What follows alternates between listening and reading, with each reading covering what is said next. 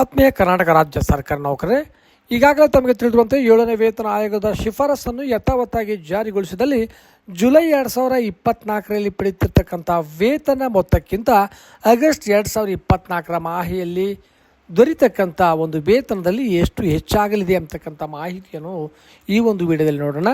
ಇಲ್ಲಿ ಕಾಣ್ತಕ್ಕಂಥ ಕೋಷ್ಟಕದಲ್ಲಿ ನಾವು ಪ್ರಮುಖವಾಗಿ ಮೊದಲಿಗೆ ಜುಲೈ 2024 ಒಂದು ಮೂಲ ವೇತನವನ್ನು ನಾವು ನೋಡಬಹುದಾಗಿದೆ. ಎರಡನೇ ಕಾಲಮ್ನಲ್ಲಿ ಜುಲೈ 2024ರಲ್ಲಿ ಪಡಿತಕ್ಕಂಥ ಒಟ್ಟು ವೇತನವನ್ನು ನೋಡಬಹುದಾಗಿದೆ. ಮೂರನೇ ಕಾಲಮ್ನಲ್ಲಿ 7ನೇ ವೇತನ ಆಯೋಗದ ಒಂದು ಶಿಫಾರಸಿನಂತೆ ಆಗಸ್ಟ್ 2024ರಲ್ಲಿ ಪಡಿತಕ್ಕಂಥ ಮೂಲ ವೇತನ ಮತ್ತು 4ನೇ ಒಂದು ಕಾಲಮ್ನಲ್ಲಿ 7ನೇ ವೇತನ ಆಯೋಗದ ಶಿಫಾರಸಿನಂತೆ ಆಗಸ್ಟ್ 2024ರಲ್ಲಿ ಪಡಿತಕ್ಕಂಥ ಒಟ್ಟು ವೇತನವನ್ನು ನೋಡಬಹುದಾಗಿದೆ.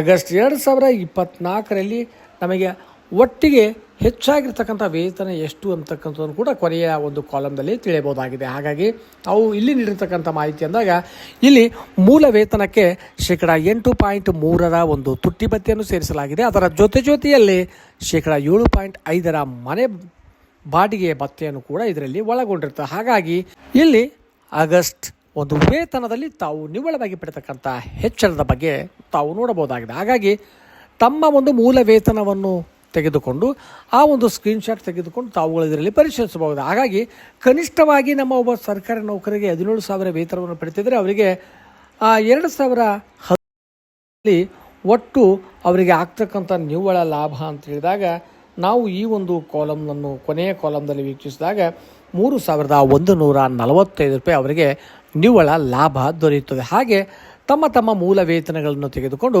ತಾವುಗಳು ಕೂಡ ಈ ಒಂದು ವಿಡಿಯೋದಲ್ಲಿ ಸ್ಕ್ರೀನ್ಶಾಟ್ ಅನ್ನು ತೆಗೆದುಕೊಂಡು ತಾವುಗಳು ಪರೀಕ್ಷಿಸಬಹುದಾಗಿದೆ. ಧನ್ಯವಾದಗಳು.